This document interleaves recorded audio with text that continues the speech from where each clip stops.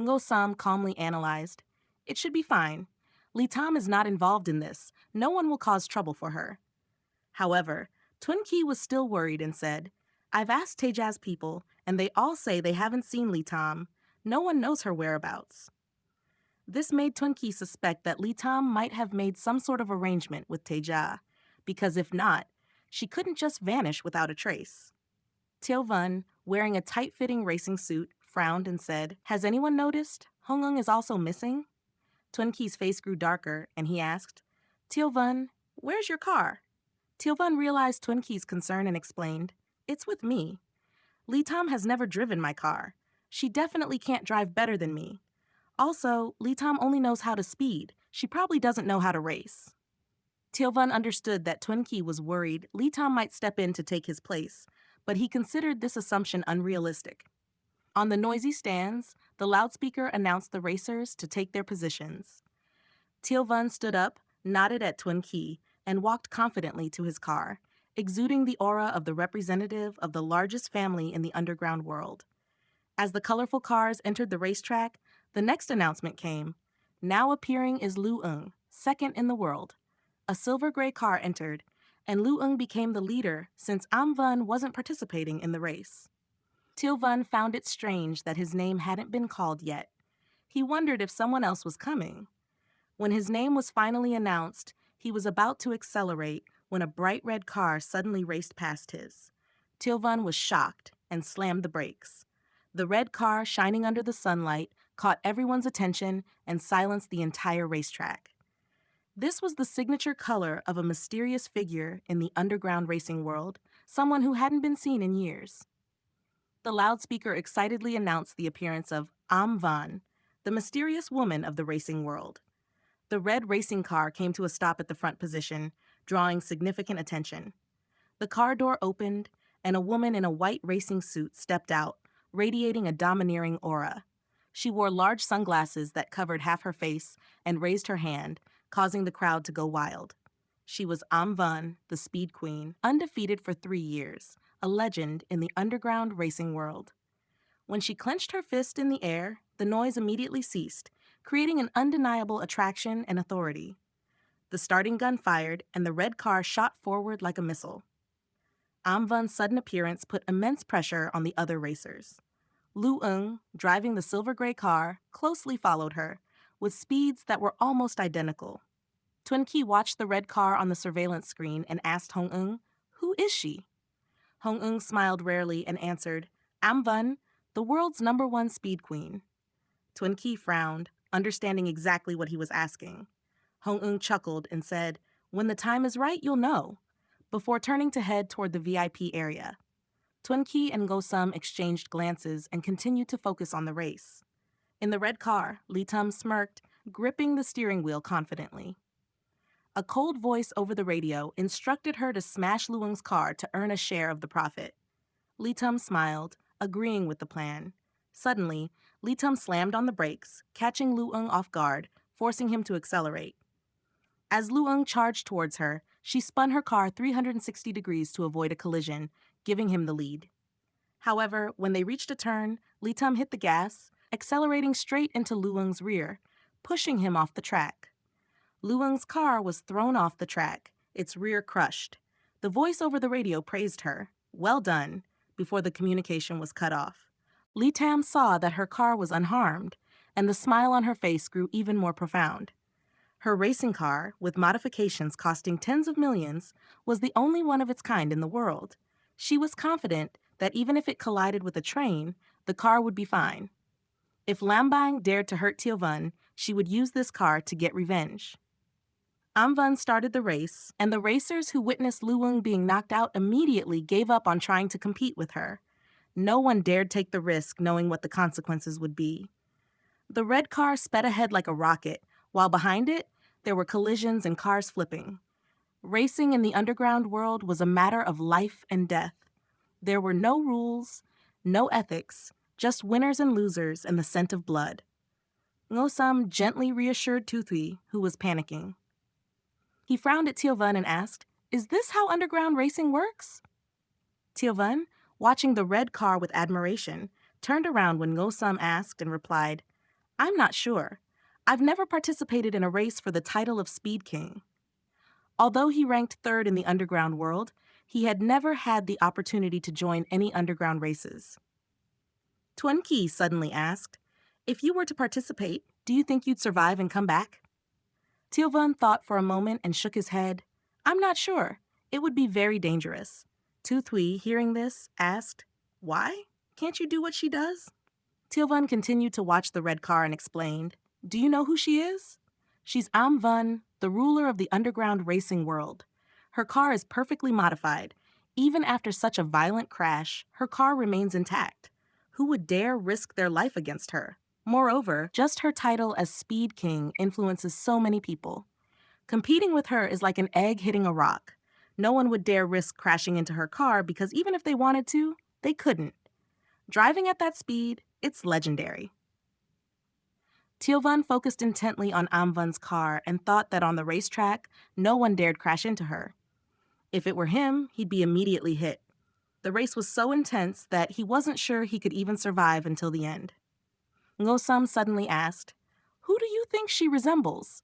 Twinkie turned and asked, "Resemble who?" Tilvan recalled something and frowned. "That decisive spin, that technique. I think I've seen it before." He continued, "It was the day we ran, right? Then?" Tilvan realized, yes, it was that day. That day she did a 180-degree spin, and today it's a 360-degree spin. No wonder it looked familiar.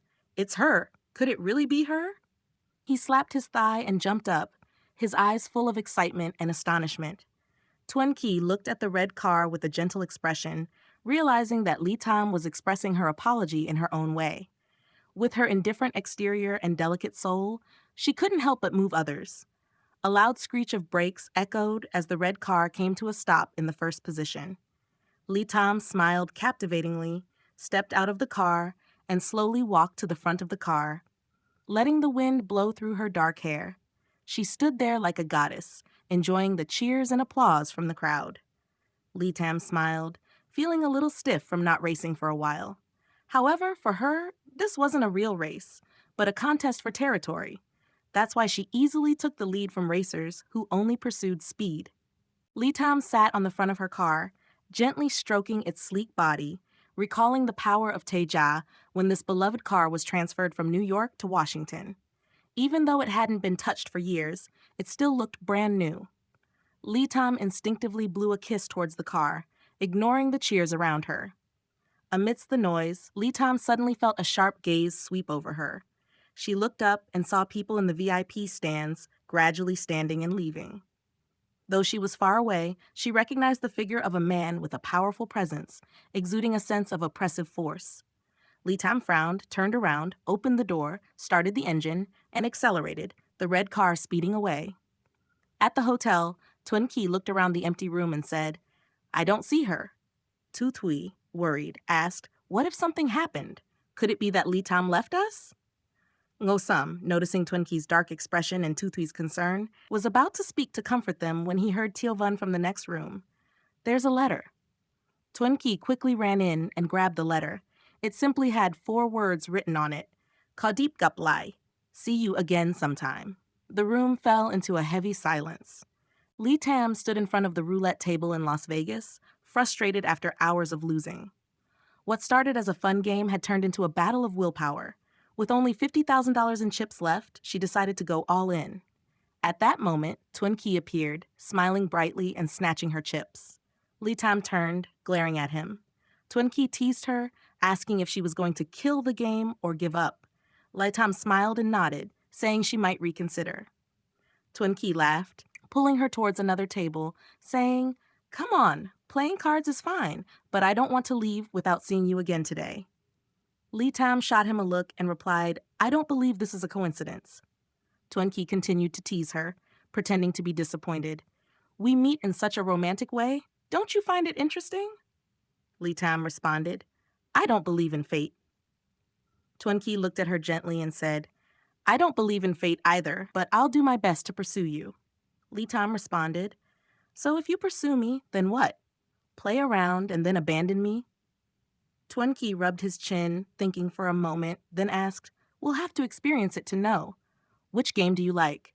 Lee Tom felt powerless, realizing he was actually very clever and came from a powerful family.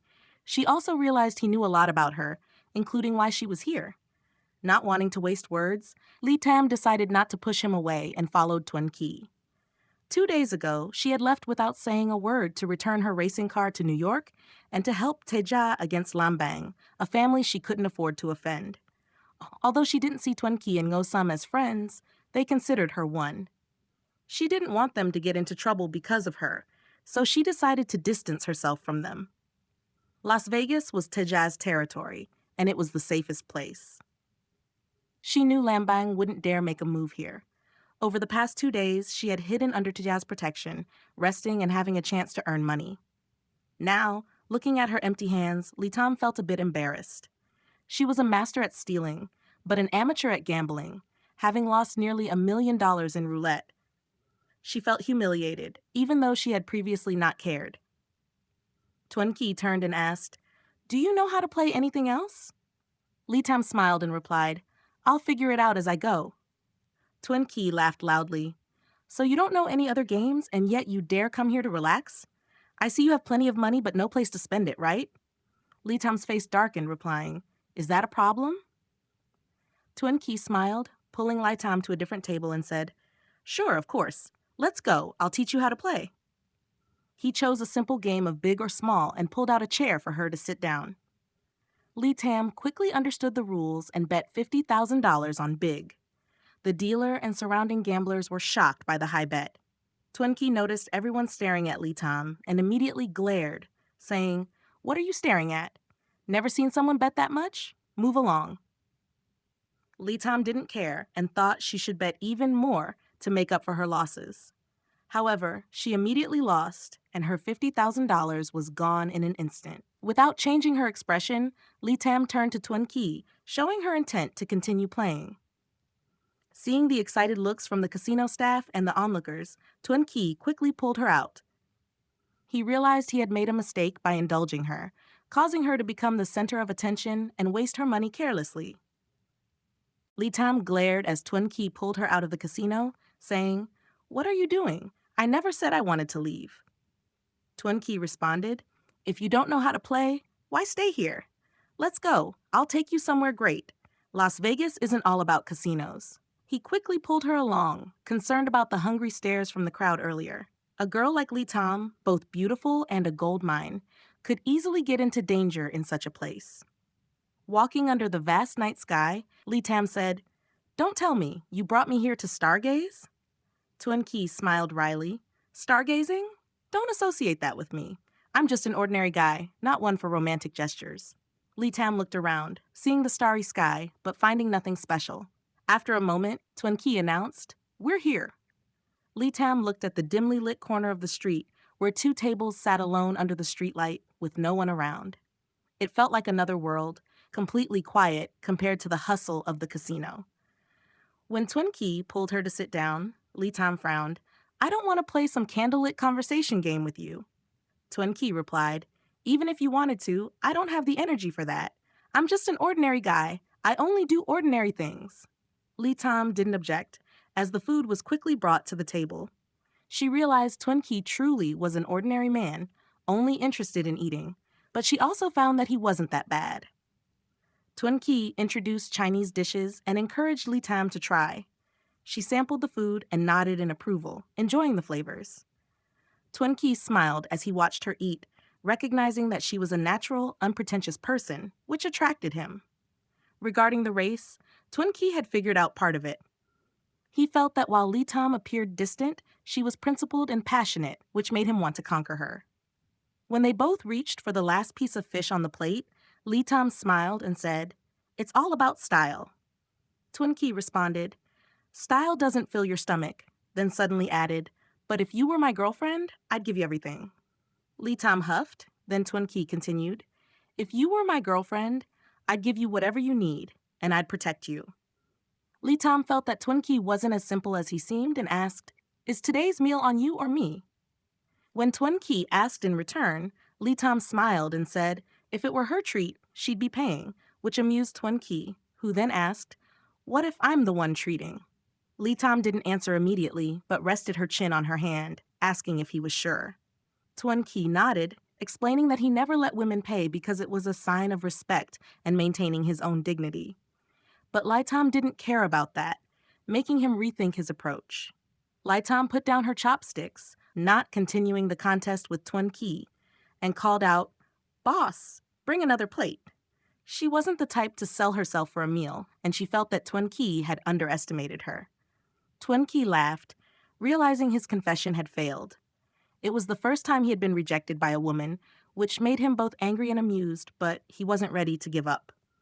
As they were talking, an upgraded motorcycle sped toward them, blinding Laitam with its headlights. The rider stopped right in front of her, making her frown even more. Then, several cars followed the motorcycle, and the event ended quickly, leaving the restaurant in a quiet atmosphere. Twin Key, concerned, asked, "Are you scared? Is something wrong?" Laitam remained silent for a moment, then replied, "Nothing. Let's go. I've eaten enough, and now I feel a bit sleepy." Twin Key smiled, paid quickly, and led Laitam out. As he wasn't looking, Laitam opened her right hand, clenched it tightly, holding something the motorcycle rider had given her without anyone noticing. In the luxurious presidential suite, Laitam stood by the window, caressing the large Fidala star diamond, a royal treasure from Europe. A deep male voice suddenly echoed, "Laitam, long time no see." Laitam turned around and saw Moka, a famous thief and her longtime partner. An expert in jewels, had never failed in his missions. I looked at the diamond in Laitam's hand and sat on the sofa, pouring himself a drink. After a while, he said, "I didn't expect to find you here. Laitam, I need your help." Laitam replied, "I've left the organization. I don't want to get involved anymore." I coldly responded, "You know how important you are to the organization. The boss won't let you go. If you help me, I will pretend we've never met." Laitam understood her importance to the organization and knew that even though she left, they could still track her. However, she hadn't expected to run into Ahir, and the situation was becoming complicated. Laitam asked, "With your skills, how could you be facing trouble?" Upon hearing this, I realized she had agreed to help. He smiled awkwardly, saying, "I underestimated the power of the European royal family. After I stole the Fidala star, before I could send it back, they started chasing me. I've been running across half the world, from Europe to here, and I still couldn't escape." He asked for her help to shake off the pursuers. Laitam stared at feeling that he had made a serious mistake. He had been followed across half the world, and she couldn't decide whether to admire his escape skills or commend those chasing him. Seeing A's embarrassed expression, Laitam felt a bit amused. She had lived with him for over a decade and had never seen him blush. She smiled and handed the diamond to asking, "Have you appraised it?" I immediately replied, "It's real, no doubt about it." Laitam calmly responded, "I know it's real, but have you examined it carefully?" I then held the diamond and inspected it from all angles. After a moment of hesitation, he admitted, "The surface gloss is a bit dull." Laitam explained, "At a 120-degree angle, they've sprinkled a thin layer of powder on it. This rare, soft jade has a special scent. People can't smell it, but a special detector can pick it up. That's why you've been chased across continents without being able to escape." Frustrated, threw the diamond into Laitam's hands and asked her to handle it, knowing she was an expert in this field. Laitam was an expert in antique appraisal, but she wasn't confident with jewels or paintings. She smiled while rubbing the diamond on the edge of the tea table, ignoring A's concern about damaging its surface. Laitam calmly replied that it was his problem, not hers, and explained that the traditional method of polishing it by hand was the most effective. I requested to stay the night, as it had been a long time since he had slept peacefully. Laitam thought he was being too casual, but she didn't respond. When Twin Key called from outside, Laitam looked at A lying on the bed. A shrugged apologetically for having broken the lock to enter the room. Twin Key entered, assessed the situation, and asked if there was anything wrong. He opened a food box, revealing the dish that Laitam had wanted to eat earlier, but hadn't finished. Laitam was touched by Twin Key's thoughtfulness, but remained silent. Twin Key smiled, telling her not to be too moved, then ignored A entirely, as if he were invisible. Laitam glanced at A, the tall man who was being treated as invisible by Twin Key. She thought to herself that if something like this happened in the world of theft, it would have been perfect. Lee Tum told Tun Ki that she wanted to go to sleep and would talk later while thanking him. She didn't want either Tun Ki or Ah to know too much about her situation since these two men were from completely different worlds. Tun Ki didn't show any reaction when he saw Ah in Lee Tum's bed and simply wished her a good night. Lee Tum wondered if he was being generous or if it was simply in his nature to be nonchalant, but decided not to overthink it. Tun Ki, experienced as he was, could sense the atmosphere between Lee Tum and Ah and wasn't worried.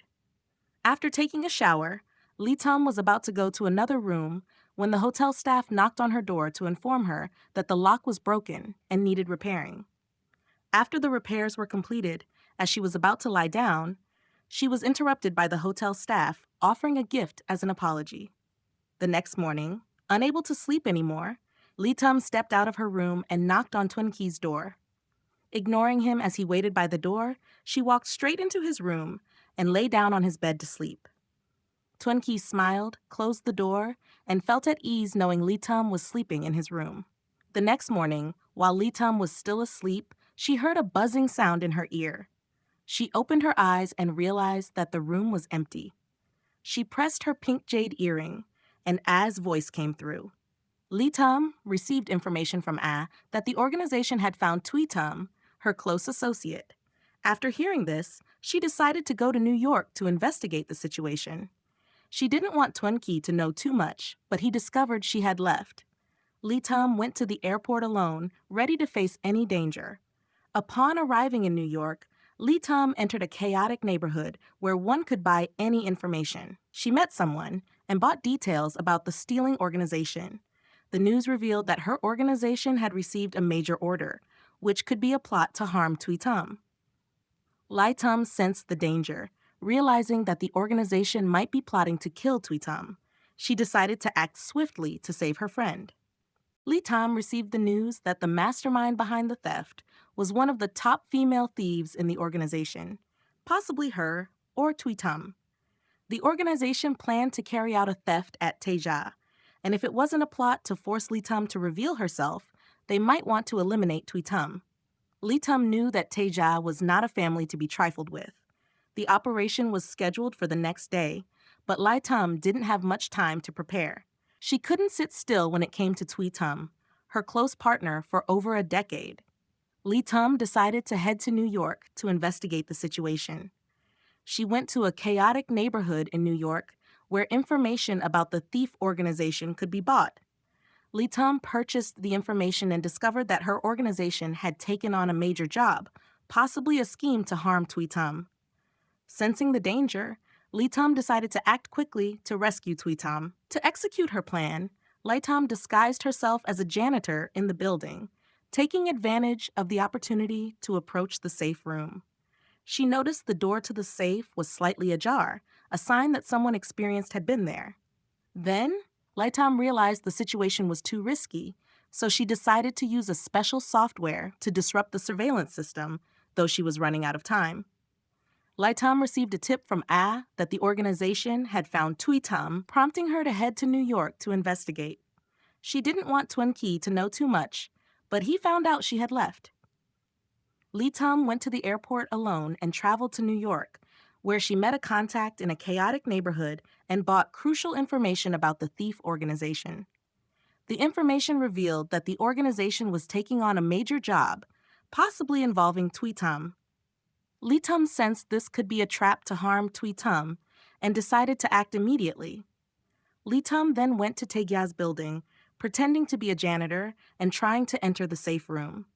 She found something unusual when the surveillance cameras appeared to have been tampered with, and a security door was left slightly open.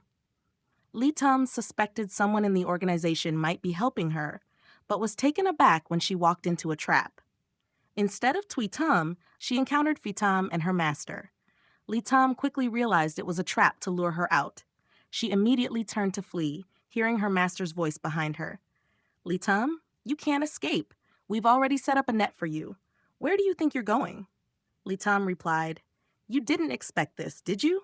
You forgot, didn't you? You used Tweetum to lure me here. You must know how important she is to me. Do you think I'll let her get hurt?" As she ran, Litam shouted, "Thief!" to draw attention. The two behind her didn't expect her to use such a tactic. The members of the thief organization rushed to catch Litam, but she wasn't easily caught. In the heat of the moment, Litam yelled, "Catch the thief! They're trying to kill me! Help!" The police and security arrived in time, helping her capture the members of the thief organization. However, just as Litam was about to escape, a pair of hands reached out from behind her. Before she could react, the strong scent made her lose consciousness. The last thought she had before passing out was, "The boat capsized in the ditch." Litam, in a dazed state, felt her head spinning, her knees weak, and her body uncomfortable. She reached out and felt a sofa beside her. Sitting up, she felt warmth and comfort. Suddenly, a voice spoke, "You really have guts." Litam struggled to open her eyes and look toward the source of the voice. She saw a handsome man with eyes that were a mix of black and blue, eyebrows shaped like blades, and a proud, dominant expression. However, his sharp gaze ruined the beauty, carrying a murderous aura like a hellish demon. Litam was momentarily stunned, still not fully awake due to the effects of the anesthetic. She looked around and realized she was in a large room, which looked like a bedroom, but also resembled an office. It didn't feel like a prison at all. As she rubbed her head, she heard a faint cough. Looking over, she saw someone standing near the sofa, their eyes filled with terror, coughing softly as if trying to alert her. Litam suddenly recognized him. "You're Hong Ying. I know you." Hong Ying only raised his eyebrows without speaking. When Litam realized that Hong Ying was from Taejia, she felt an uneasy sensation. She thought she might be in Taejia's house, fearing she had fallen into danger. She looked around the luxurious room, her heart racing. She instinctively shifted, wanting to distance herself from Hong Ying. When she looked down at the sofa, Litam was startled to find that beneath her was a pair of thighs. At that moment, she realized who the man sitting below her was and could guess his identity. Litam woke up in a luxurious room, feeling dizzy and exhausted. She recognized that she was sitting on a sofa, feeling quite warm. The room seemed more like a luxurious office or bedroom, not a prison. She turned her head and saw the man standing near her, his sharp gaze making it hard for her to stay calm. When Litam realized the man was Hong Ying, she was surprised, as he was from Taejia. She worried that she might have fallen into a trap set by the organization. She looked around the room, and when she looked down, she realized there was a pair of thighs beneath her, not a sofa as she had thought. At that moment, she deduced that the man in front of her was the leader of Taejia. In the tense atmosphere, Litam tried to stay calm and said, "You really have guts." Despite being very confused, Litam kept a composed exterior. When she recognized Hong Ying, she said, "You're Hong Ying, I know you." Hong Ying merely frowned and said nothing. Litam was worried that she had fallen into the hands of Taejia, but she kept her composure and said, "I don't understand what this is all about. Last time, you promised not to bother me again, but now you've kidnapped me here. What's going on? Is it that Taejia is going back on their word?" Hong Ying just frowned at her without responding. The leader of Taejia coldly said, "Mok Litam, you dared to touch my things." Litam looked at him sharply, showing no fear, and replied, "I haven't touched anything of yours. Te Lao Dai, even if I had 10 lives, I wouldn't dare touch your things. Today, I'm the first to find the thief. If you don't reward me, fine. But don't accuse me like this." Hong Ying looked at her with a seemingly evaluative expression, but said nothing. Litam ignored him, maintaining her stance. Te Lao Dai continued to look at Litam coldly, raised his hand, and pulled out a green silk handkerchief. Litam glanced at the handkerchief and suddenly remembered that her own green silk handkerchief had been blown away by the wind. She felt the danger lurking around her. Litam realized she had found herself in an extremely dangerous situation when Te Lao Dai coldly mentioned the Western Zhou jade pendant, the item she had stolen and could not forget. She knew that if she had known the jade pendant was from Taejia back then, she would have thought twice before acting. As the situation seemed to worsen, Litam said, "If you want to catch a thief, you must catch them red-handed. Te Lao Dai, don't wrong someone else." However, Te Lao Dai did not reply, and Hong Ying quickly spoke, explaining about the special scent and the silk handkerchief of the thief that Li Tam had unintentionally left behind. Hong Ying continued, "The exhibition didn't have any traces, but it left a special scent. A very coincidental thing was that the thief's silk handkerchief ended up in our hands. Mok Li Tum, the top expert of the thief organization, came here on her own accord today. We can now fully confirm your identity." Li Tam felt anger rising in her, regretting that she had allowed her handkerchief to fly into Tejaz's possession, helping them identify her. She cursed inwardly, blaming herself for overthinking and being too careless, which had led her straight into Tejaz's trap.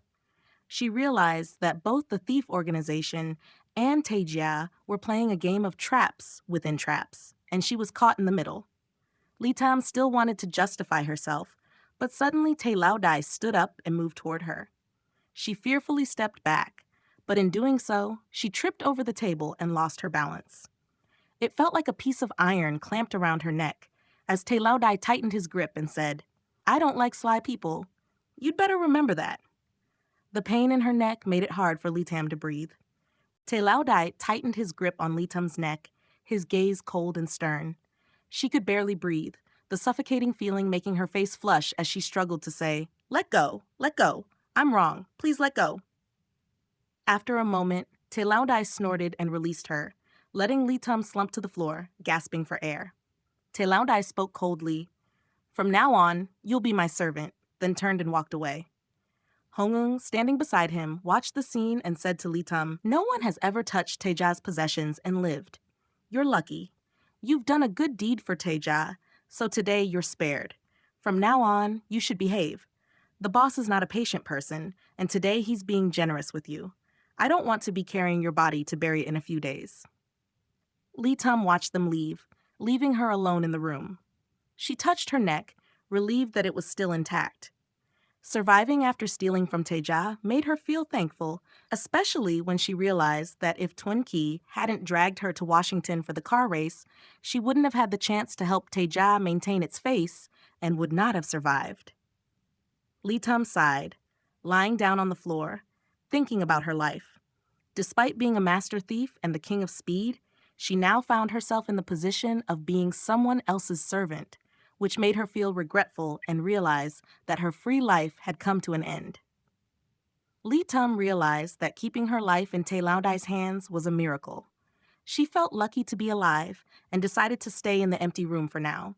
Although she wanted to escape, she knew this was Tejaz's base, and attempting to escape could lead to her immediate death. The next day, when she woke up, Li Tum felt at ease, no longer worrying about the organization or her future. However, she quickly remembered that she still had to be Tejaz's servant, which made her anxious. She didn't want to stay in this situation forever, but for now, there were no other options. When she entered the living room, she saw Te Lao Dai sitting on the sofa reading the newspaper, sipping coffee. She planned to quietly leave, but Te Lao Dai called her over. She replied that no one had told her what she should do here, but Te Lao Dai coldly ordered her to come closer without taking his eyes off the newspaper. Li Tum realized that she could not control the situation and had to obey his orders. She stepped in front of Te Muk, cautiously, feeling uncomfortable facing someone who could take her life at any moment. Te Muk ordered Li Tum to pack her things and prepare to go to Southeast Asia with him that afternoon. She was surprised by his calmness, thinking she would face a storm, but it turned out to be a simple request. However, when Li Tum tried to step back, Te Muk coldly warned her that if she didn't follow his orders, she would face severe consequences. Li Tum realized this was a warning, and she understood that her life didn't matter to Te Muk. He saw her only as a pawn. Li Tum drove with a heavy heart, worrying about the Southeast Asian area that Teja was about to dominate. She couldn't understand why she had to drive for Te Muk. On the road, Te Muk sat in the back with his eyes closed, while Hong Eung remained alert. Li Tum felt like she had gone from being a master thief to being the driver for the underworld boss, unsure whether she should feel happy or not. While driving, Li Tum heard a tire burst and saw the car in front swerving. She realized the tire had blown out and felt frustrated that the expensive Cadillac had a problem. Immediately, Hong Eun ordered her to speed up and overtake the car in front. Before she could do anything, gunshots rang out, and the Cadillac was riddled with bullets. Lee Tom panicked, but without thinking, she stepped on the gas and sped ahead.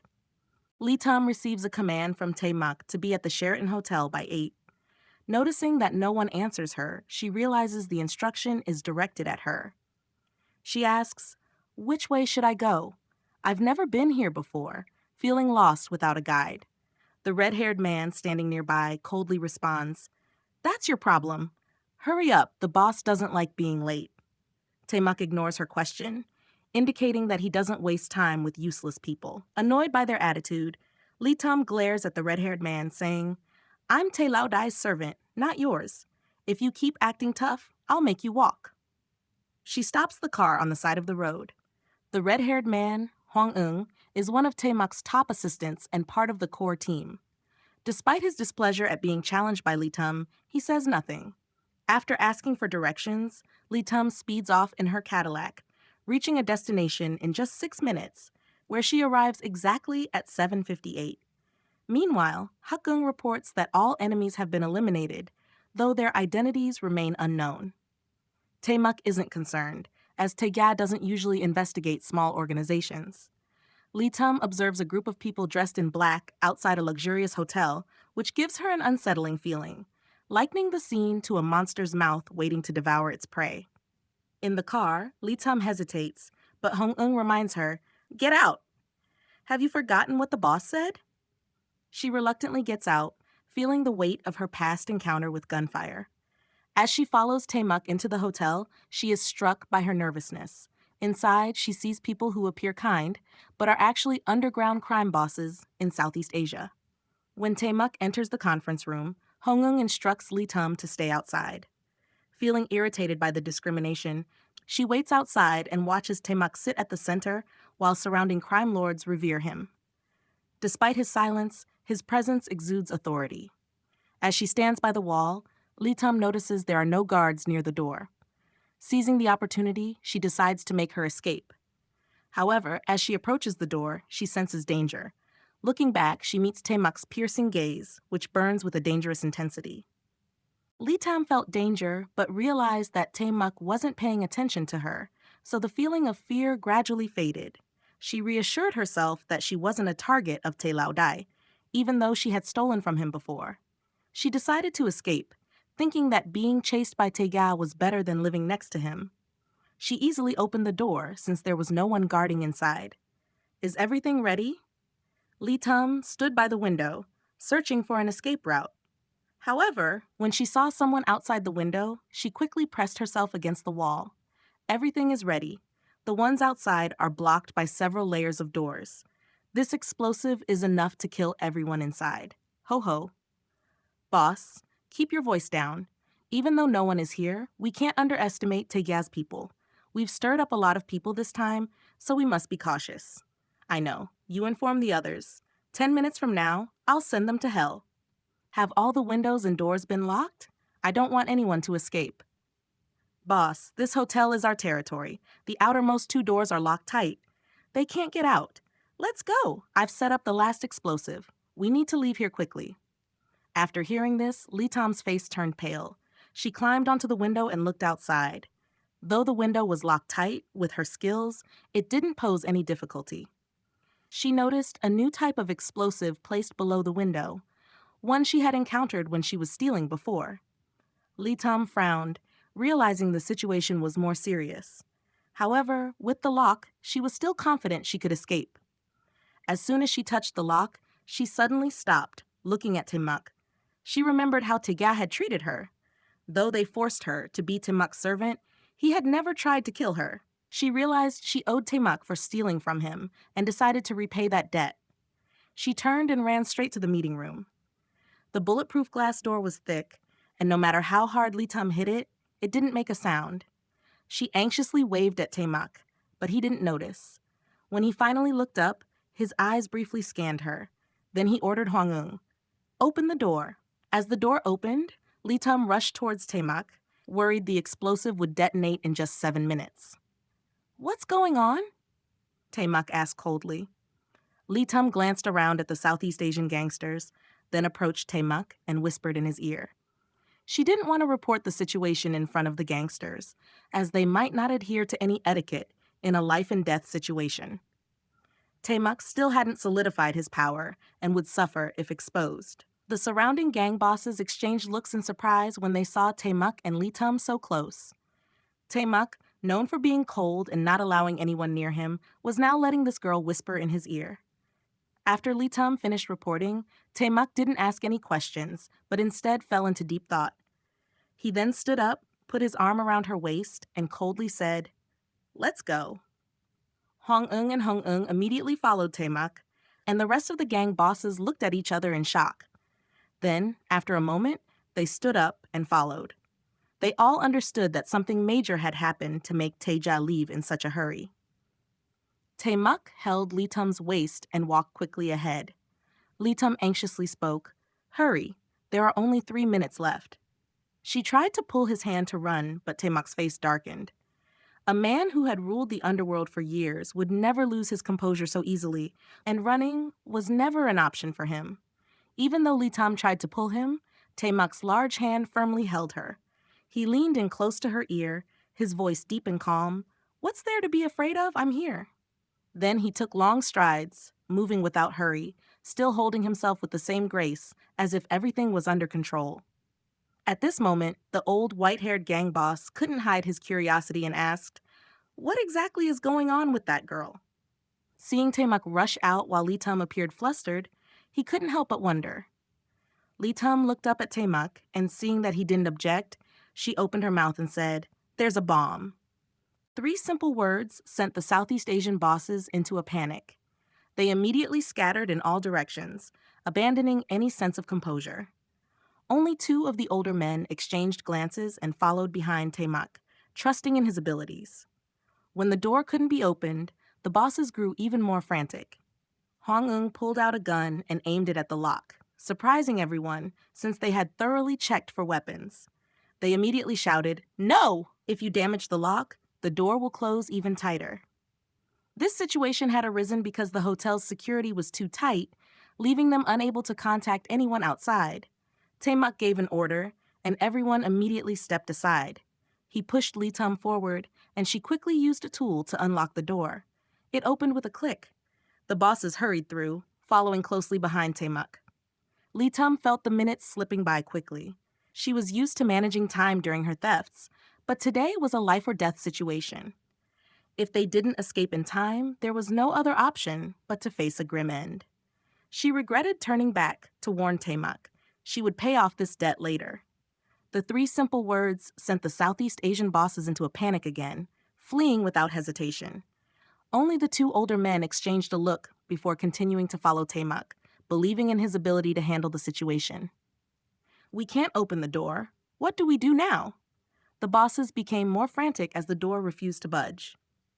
"Break the lock," Hwang-eung said, pulling out his gun to aim at the lock. The bosses were stunned. They had thoroughly checked for weapons, but Hwang-eung still had one. They quickly protested, "No, this is a security lock. If you damage it, the door will only seal tighter." The situation became even more tense as the hotel had cut off all communications, leaving them unable to contact anyone outside. "Move aside," Tae-mak ordered, and everyone immediately stepped aside. He pushed Lee Tum forward, and she quickly used a tool to open the lock. The door clicked open. The bosses stepped back, allowing Tae-mak and Lee Tum to go first, while the rest followed like a swarm of bees. Lee Tum, with her time management skills honed from her thefts, felt the minutes slipping by fast. She regretted returning to warn Tae-mak and thought that this debt would have to be repaid later. Sweating profusely, Lee Tum's hands trembled as she struggled to open the final lock. Time seemed to move too quickly, and she felt uneasy. "It'll be fine." A deep voice rang out, and Tae-mak grasped her wrist firmly, looking at her with cold, fearless eyes. Though his gaze was ice cold, it somehow reassured Lee Tum. With a click, the lock finally opened, and everyone rushed out of the hotel. Before Lee Tum could collect herself, she was jostled and shoved. Tae-mak quickly pulled her into his arms, lifted her up, and, along with Hong-eung and Hwang-eung, made a swift exit. Exactly 10 minutes later, the hotel exploded. Flames erupted, debris and glass scattered in all directions. The sound of screams echoed from those who couldn't escape in time. Litum felt her ears ring from the blast and instinctively pressed herself against Taemak, burying her head in his chest. Drive, Taemak ordered. Teja's people quickly ushered Taemak and Litum into a car, speeding away from the scene. Hong-eung and Hwang-eung stayed behind to handle the remaining threats. No one had ever survived after crossing Teja. Once Litum calmed down, she still kept her head buried in Taemak's arms, feeling exhilarated by the near-death experience. She silently hoped there would be fewer situations like this in the future. After just 2 days as a servant, she had nearly died twice. At this rate, she was sure she'd lose 10 years off her life. Litum looked up at Taemak, forcing a smile, and asked, "So, can I count this as earning some credit today?" She was hinting at the act of saving him, hoping to settle the old debt. However, Taemak calmly replied, "What do you want?" Litum smirked, saying that after saving his life, they were now even and she wanted her freedom. But Taemak wasn't going to let her off so easily. He reminded her, a servant has the duty to protect their master. Litum, furious, couldn't hold back her anger at his words. Taemak maintained his cold demeanor and told her that if she tried to leave again on her own, he wouldn't let her get away with it. Litum silently cursed to herself. Taemak was too clever, and she realized he wouldn't spare her if he caught her making a mistake. She had broken one of his rules, and she might have to pay a heavy price for it. Though frustrated, Litum didn't argue further. She lay in Taemak's arms and closed her eyes to rest.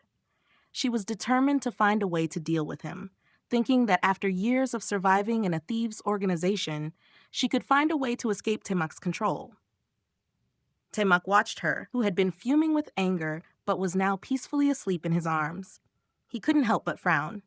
He realized she wasn't just anyone, and he liked intelligent people like her. After all, only those with intelligence deserved to be his servant. Taemak gave a cold, emotionless order. "Eliminate all forces for me, including the people here today. I don't want to see any of them." He had just arrived in Southeast Asia, and those who dared to offer him 2 gifts now had to pay back double. Hwang-eung immediately agreed, realizing that if it weren't for Litum, they and the head of the family would not have survived. The people attending the meeting today, whether involved or not, deserved to die. As a boss in the Southeast Asian underworld, allowing such a huge mistake to happen made their lives worthless. The luxurious car sped quickly through the streets, leaving the city center and heading towards the suburbs. Litum, feeling sore all over, woke up and realized she had unknowingly fallen asleep. Her body felt exhausted, as though a heavy object was pressing down on her, causing great discomfort. She was irritated, thinking Taemak was such a miser. Hwang-eung, standing outside the car, signaled for silence and gave her a strange look before turning away. Litum glanced to the side and was startled to find Taemak sleeping with his head leaning on her shoulder. She was surprised that Taemak could still sleep comfortably in this situation. The heavy sensation on her shoulder made her realize he was using her as a pillow. Litum looked out the car window and saw the vehicle had stopped in front of a villa, surrounded by bodyguards. Hong-eung and a strange man stood on either side of the car, facing away from the vehicle. Litum couldn't help but curse inwardly, thinking this was too extravagant. Just because Taemak was taking a nap, there were so many guards watching over him, truly a formidable boss. Litum felt her shoulder ache, her back sore, and her stomach growling. After enduring for 10 minutes, she was about to wake Taemak when she saw him lift his head. She realized his eyes were wide open, not drowsy at all. Litum frowned. "Are you pretending to sleep?" And then realized Taemak could turn the most absurd situation into something believable. Hwang-eung turned his head when Taemak opened his eyes, respectfully greeting him. "Boss?" Taemak looked at Litum, who was grimacing from the pain, and asked, "Are you hungry?" Litum froze for a moment before nodding, rattling off a list of her favorite dishes. Pickled white cabbage stir-fried, fried goose liver, sweet and sour ribs, braised duck and soy sauce, jade soup. After speaking, she felt a little pitiful, not knowing if Taemak would actually meet her request. The two sat at the table, and just minutes later, the chef brought out all the dishes Litum had requested. She could smell the perfect flavors of the food. Taemak looked at Lee Tum and said, "This is your reward for today." Lee Tum looked at him eating steak and felt that saving his life had only earned her a meal. She pouted, thinking, "This is too cheap." Taemak gave her a cold look, and Lee Tum immediately lowered her head, not daring to look back. She quickly began eating, telling herself that having a reward, no matter how small, was better than nothing. She knew she couldn't argue with him, couldn't resist, and had no choice but to lower her head and accept. The meal passed in silence, with no one speaking. Taemak maintained his stern expression, while Lee Tum, despite the tense atmosphere, happily enjoyed her meal. The atmosphere at the table was like a contrast between the cold of winter and the warmth of spring. After a tense day, Lee Tum felt exhausted and willingly asked Taemak for permission to go back to her room to rest. However, when she was about to enter, she discovered that Taemak was already inside, which surprised her, and she reacted, "Tae Laudai, this is my room."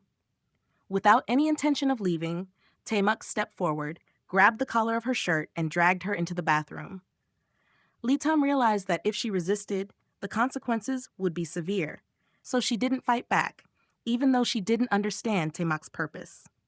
After finishing her shower, Lee Tum stepped out, and Taemak coldly ordered, "Come here." Lee Tum firmly refused, making it clear that she had agreed to be his servant, not his bedwarmer. She showed her determination even though she was the weaker party in this situation. However, Taemak didn't speak. He only coldly warned, "I never repeat myself." Sensing the threat in his eyes and the tense atmosphere, Lee Tum decided to confront him directly. She declared that she would move out if he wanted the room and would notify Hong-eung. She turned and walked out, ignoring Taemak's anger. As soon as Lee Tum turned to leave, Taemak angrily shouted, "You're really bold." In the blink of an eye, he pulled her back and threw her onto the bed, making her land sprawled on it. Lee Tum was thrown hard onto the bed, her neck tightly gripped for just a few seconds, but the pain was excruciating, and her breath seemed to stop. As soon as she hit the bed, she tried to take a breath, but before she could, Taemak pressed down heavily on her, crushing her chest and forcing the air out of her lungs. Under the weight of his body, like a mountain, all her attempts to resist were futile.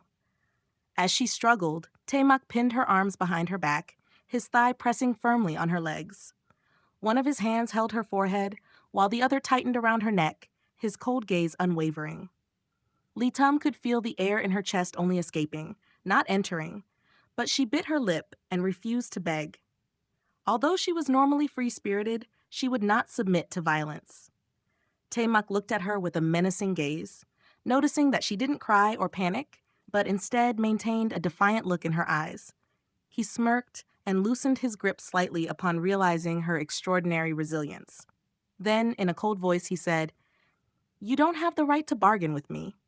Whatever I order you to do, you must obey." Lee Tum gasped for breath, her throat sore and hoarse, unable to produce clear words. She realized she had just narrowly escaped the brink of death.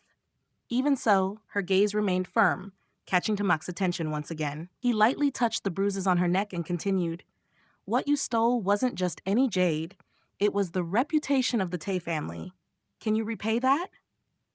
Lee Tum was speechless, realizing she had committed an unforgivable mistake. If she had known earlier that the jade belonged to the Tae family, she would never have dared to touch it. Now she could only stay silent, deeply aware of how fearsome Taemak was. Taemak went on to emphasize that if it weren't for her driving skills being useful for his trip to Southeast Asia, she wouldn't even have the chance to stand before him. Understanding the inevitability of his words, Lee Tum hoarsely asked, "Are you trying to increase your chances of survival?" Hearing this, Taemak laughed, lightly patting her face, and said, "I like intelligent people. That's also one of the reasons I spared you." Lee Tum silently reflected on the influence of the Tae family, spanning across Europe and America. While they were dominant in those regions, Southeast Asia remained a dangerous land. Taemak had already been attacked twice since arriving, proving that this region was not easy to conquer.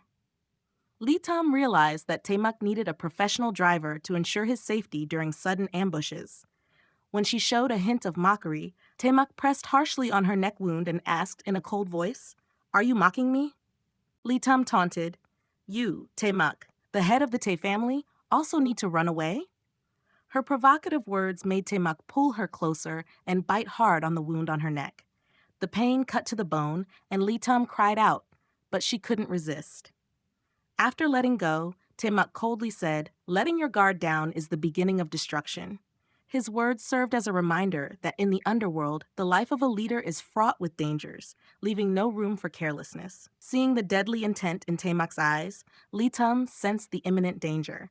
She bit her lip and asked, "Aren't you afraid I might betray you?" Temak smirked, his voice dripping with disdain. "Do you have the capability for that?" Faced with his cold confidence, Litam closed her eyes slowly, choosing not to provoke the wild beast in front of her. Temak pulled her into his arms, gently yet menacingly, and said, "If you behave, perhaps I'll consider sparing Tweetum." His words made Litam freeze in shock. Worry for her close partner, the only person she considered family, overwhelmed her. Panicked, she pleaded, "Spare her, and I will obey you." But Temak's arms tightened around her waist, making it hard for her to breathe, as if to remind her she had no right to negotiate. Suppressing her anger, Litam vowed, "I will obey you. Please don't harm her." Hearing her promise, Temak gradually loosened his grip, though his gaze remained as cold as ice. That night, Litam couldn't sleep, trapped motionless in Temak's tight embrace. It was as if he treated her like a pillow, tossing and turning, leaving her no space to move. Near dawn, she finally drifted into a restless sleep, though thoughts of Tweetum and uncertainty about her future weighed heavily on her mind. Early in the morning, Temak's cold voice shattered her sleep. "Get up!" Litam, still deep in slumber, felt irritated at being disturbed. But the sharp pain from her wrist, gripped tightly by Temak, jolted her awake. She realized, to her embarrassment and frustration, that her arm had unconsciously wrapped around him throughout the night. When Hongung reported the day's tasks and asked about the departure schedule, Temak responded curtly, 20 minutes. Taking the opportunity, Litam went into the bathroom. Standing before the mirror, she noticed the bruises on her neck and silently vowed that one day she would leave this place, no matter what. Returning from the bathroom, Litam found Temak sitting on the bed, his hair wet, wearing only a towel wrapped around his waist. She approached him and picked up a towel to dry his hair. Her hands moved gently across his head, even though she knew it was the most sensitive and vulnerable part of him. Surprisingly, Temak didn't resist. After a night of holding her, it seemed his vigilance toward her had diminished. For the first time, he allowed someone to do what no one else had dared before. Litam did not expect that a simple action like drying Temak's hair could pose a potential risk. After finishing the task, she picked up the clothes next to her, hesitating slightly as she removed the only towel draped on him. Faced with his firm body, honey-colored skin, and numerous scars on his chest and thighs, Litam's cheeks turned red. These scars seemed to tell stories of his harsh past, making her realize that being the leader of the Tae family was not as easy as she had imagined. After helping him dress, Taemak left the room without a word, leaving Litam to adjust her clothes and prepare to follow him. She realized that from this moment onward, her mission was no longer to escape, but to rescue Tweetum, the only partner in her heist and the person closest to her. However, convincing Taemak to spare someone's life seemed even harder than expecting the sky to rain red. While walking down the hallway, Hongung's voice suddenly rang out.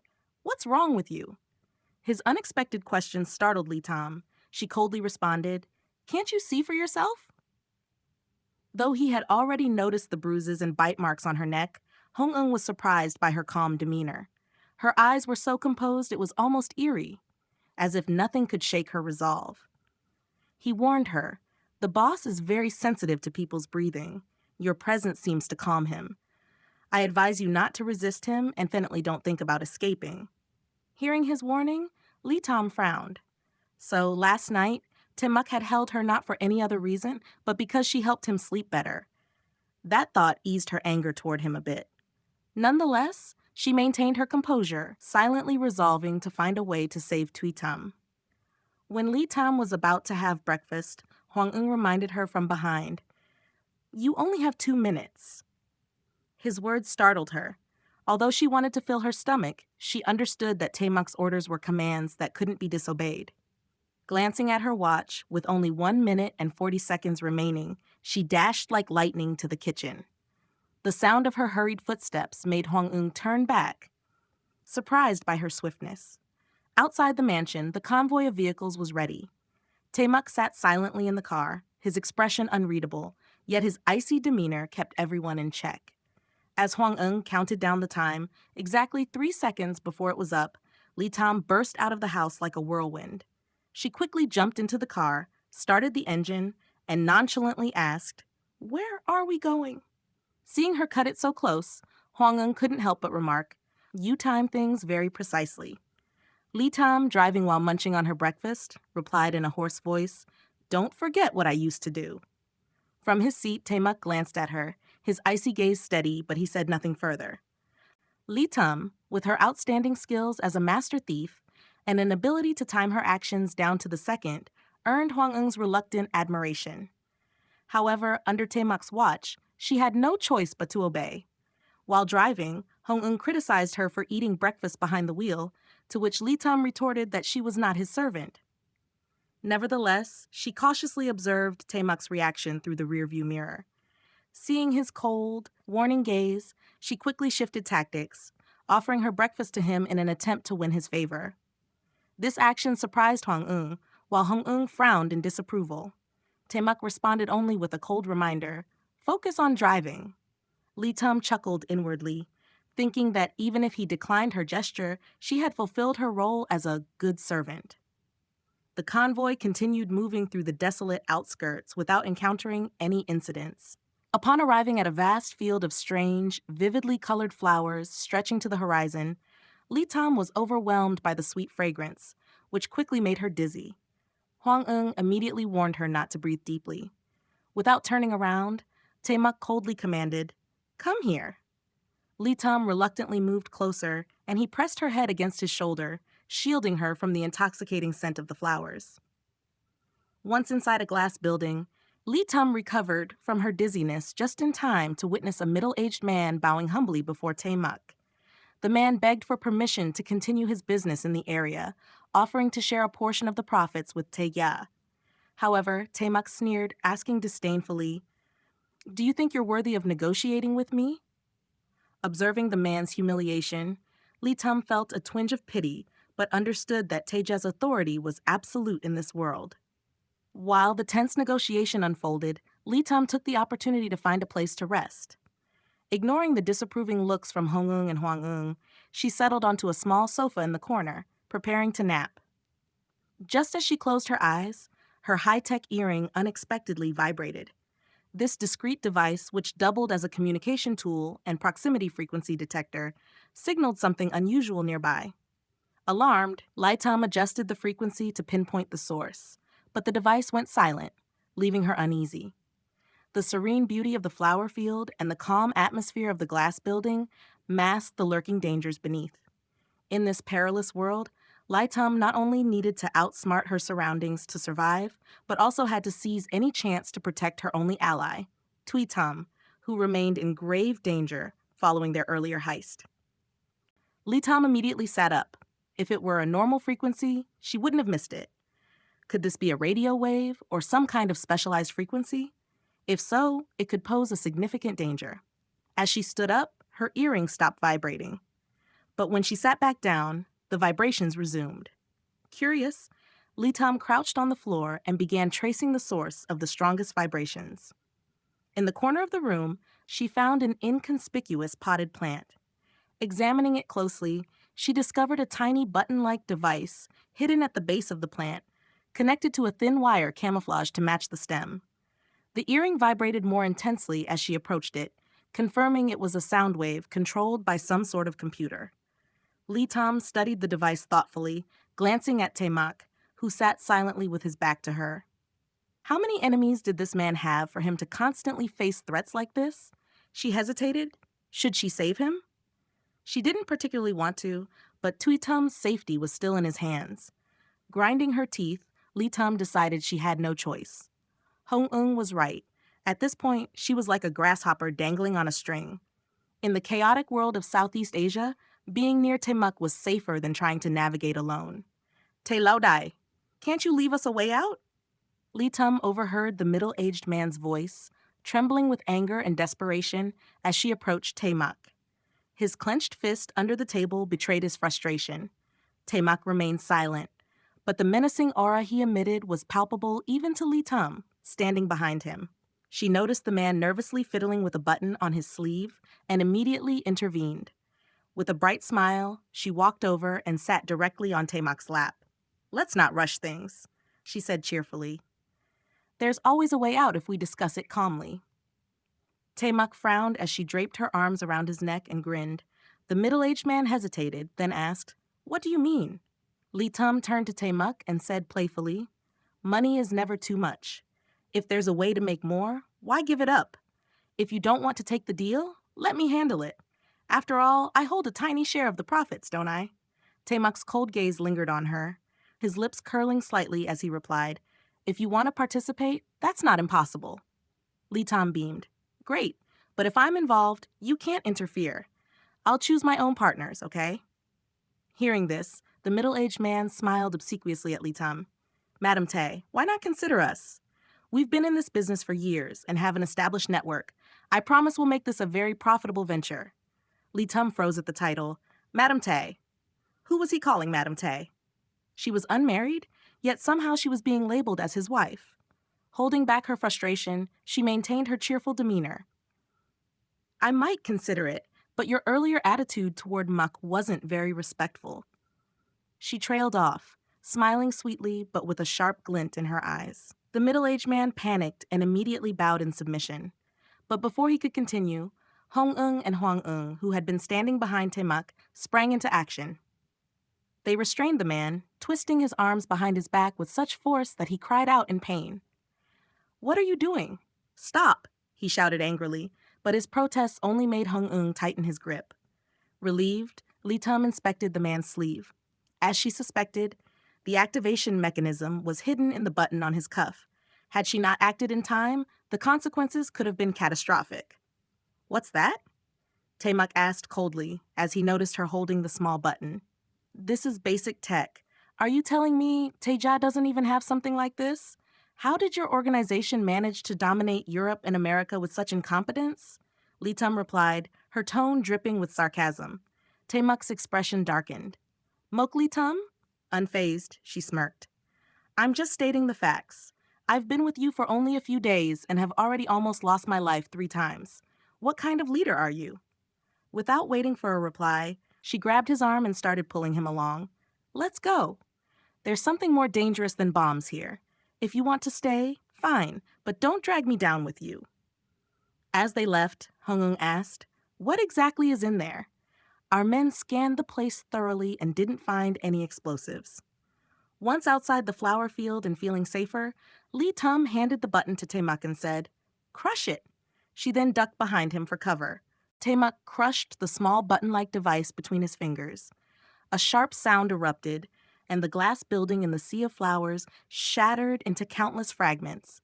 Though not loud, the sound was piercing, akin to a screwdriver scraping against a wall, making everyone grimace.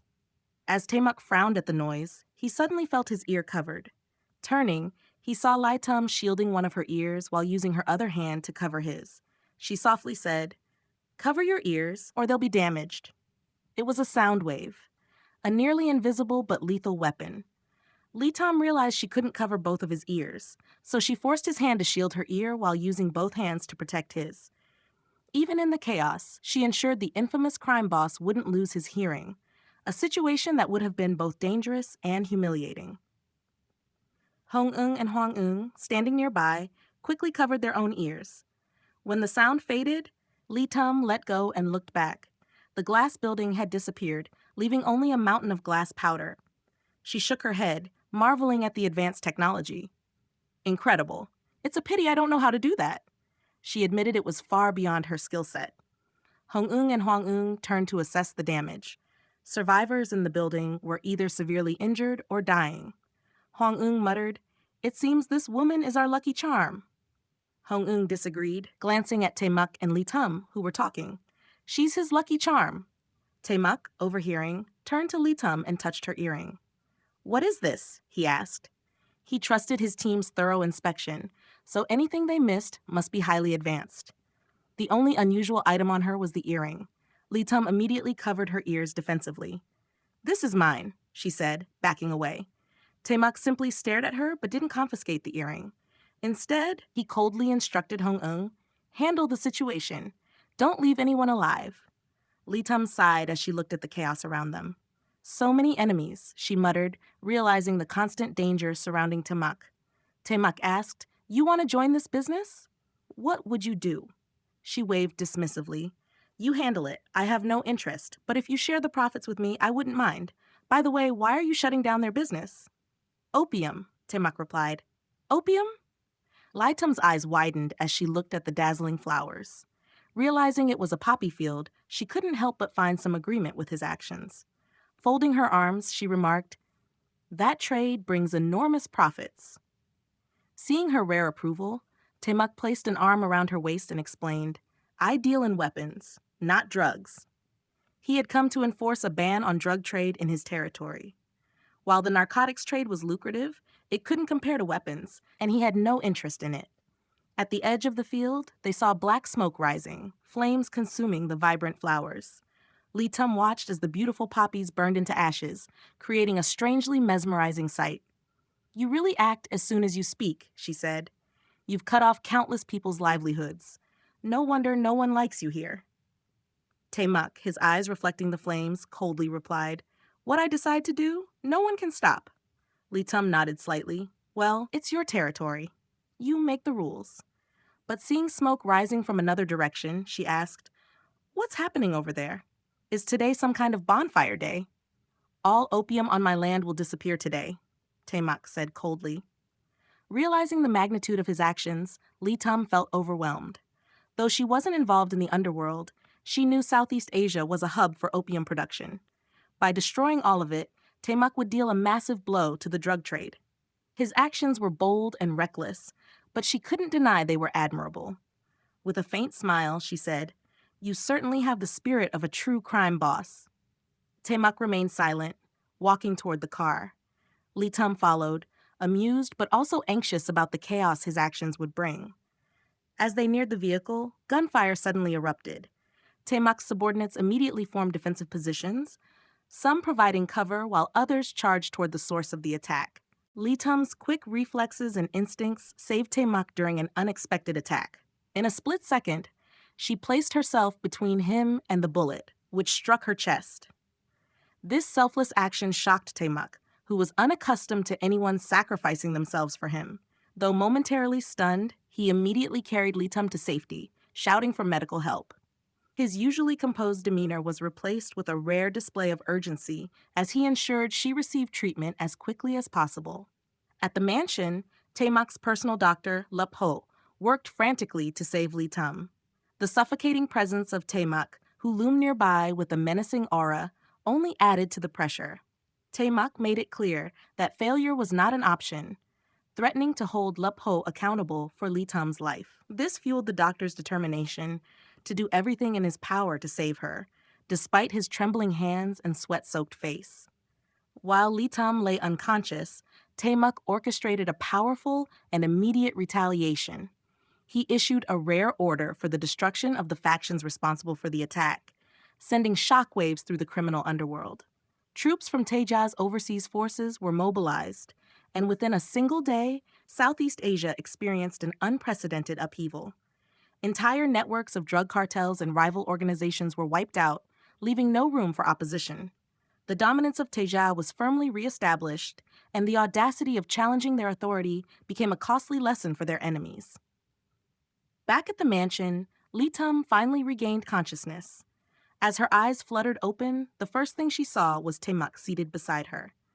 His usual cold, stoic expression betrayed a faint glimmer of relief.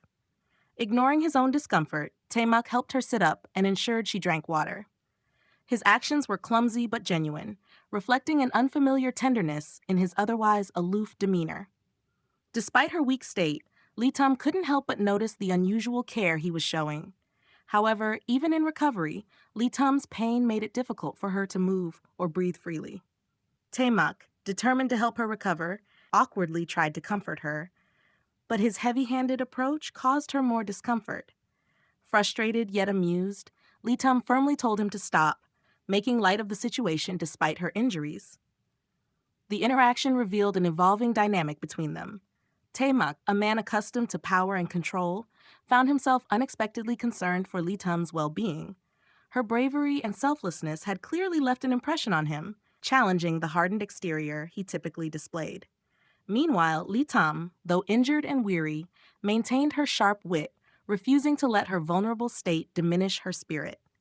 The chapter ends with Taemak ordering everyone, including the doctor, to leave the room.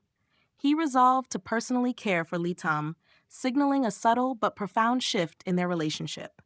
Though unspoken, his actions hinted at a newfound respect and connection between them, as the cold and ruthless leader began to show glimpses of humanity and warmth toward the woman who had risked her life to protect him. Taemak calmly looked at the medicine and bandages, then reached out to unbutton Lee Tum's shirt. She was resting against him, trying to catch her breath. When she saw his hand approaching her chest, she hesitantly asked, "Do you know how to change bandages?" "No," he replied coldly, but continued unbuttoning. Lee Tum stared at him, confused. If he didn't know, why was he doing this? She had been unlucky enough to get shot while trying to protect him, but that didn't mean he could treat her like this. She grasped his hand tightly and said, "I don't want to die." Taemak frowned and responded, "You won't die." He then unbuttoned the last button of her shirt. Lee Tum glanced down, realizing she wasn't wearing anything underneath. Her chest was covered by a white bandage stained with a faint trace of blood. The embarrassment overwhelmed her, and she instinctively pulled the edges of her shirt together to cover herself. Taemak's voice was stern. "What are you doing? Let go." Without hesitation, he tore her shirt into two pieces. "You're not a doctor. Why are you changing my bandages? I need a doctor," she complained as the torn shirt failed to cover her chest. She felt utterly embarrassed. A doctor wouldn't make her feel like